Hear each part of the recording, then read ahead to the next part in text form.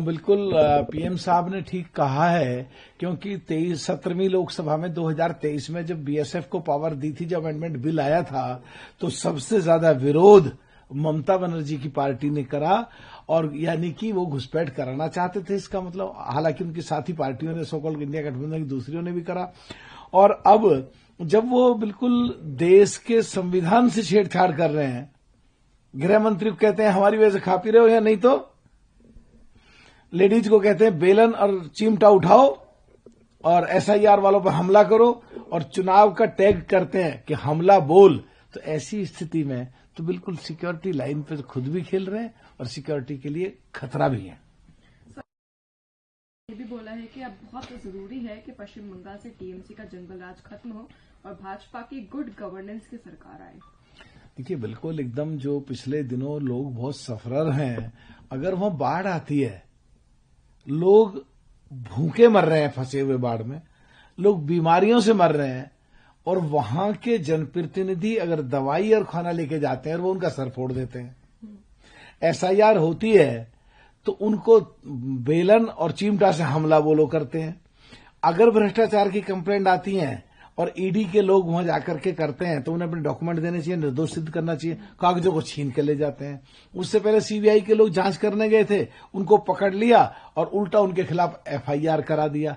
तो ऐसी स्थिति से लोग वहां त्रस्त हो गए हैं, इसलिए बदलाव तो वहां होगा ही, जो पीएम साहब ने कहा है।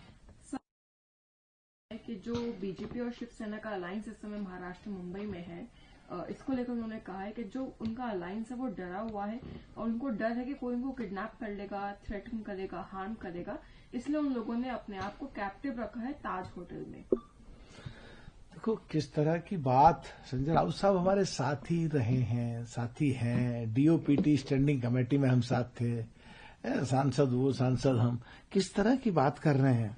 अब तो उनको सीधा बोलना चाहिए, कांग्रेस उनके लिए जहर का काम करी और कांग्रेस के साथ आने की वजह से वो कमजोर हुए, और 30 साल मुंबई पर राज करने के बाद कांग्रेस की वजह से उनका छुटा, और कांग्रेस पूरे देश में जिस भी क्षेत्रीय पार्टी के साथ होती है उसे मार देती है। उसी से संबंधित महाराष्ट्र में शिवसेना को कांग्रेस ने मारा, ये कहना चाहिए।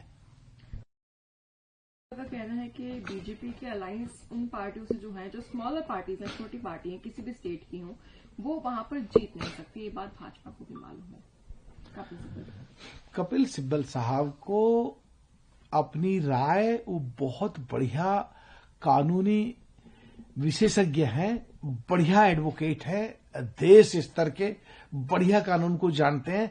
ये राय उनको कांग्रेस को देना चाहिए कि जो सो-कॉल्ड इंडिया गठबंधन सबसे बड़ी पार्टी कांग्रेस और उसकी साथी पार्टियां, वो उन सबको खा जाती हैं। इवन सिब्बल साहब को भी वहां से जाना पड़ा कांग्रेस से। तो उनको राय देनी चाहिए। जहां तक एनडीए की बात है, जहां तक भाजपा की बात है, जहां तक भाजपा के सहयोगियों की बात है, पूरे देश का कोई प्रदेश ऐसा नहीं जहां आपस में लड़ रहे हो, बढ़िया तरीके से इकट्ठे होकर लड़ते हैं, जीत के आते हैं। और यहां सिब्बल साहब की दलील जो एक वकील की बढ़िया होती है, वो थोड़ा गलत सिद्ध होती है। सर, आम आदमी पार्टी संजय सिंह समेत 8 लोगों पे एफआईआर हुई है मणिकर्णिका घाट के फेक इमेज को स्प्रेड करने के मामले में। देखिए, जो अहिल्याबाई होलकर का जो मंदिर था, वहां उसके स्ट्रक्चर को कुछ टच हुआ है और चौड़ीकरण और सौंदर्यीकरण करा गया है।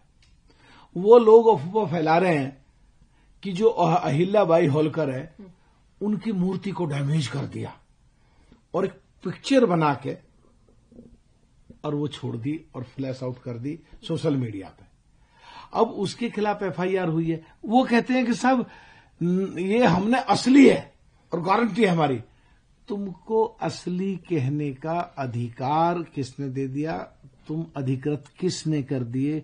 संविधान के अनुसार और हम सांसदों के द्वारा बनाए गए नियम और कानून के अनुसार गवर्नमेंट की अथॉरिटी एफएसएल को डिपार्टमेंट है जो ये सिद्ध करता है कि असली है या नकली है, पिक्चर के साथ छेड़छाड़ करी है या नहीं करी है, एआई की है ये जेन्युइन है। वहां से रिपोर्ट आ जाएगी, पता लग जाएगा, दूध का दूध और पानी का पानी।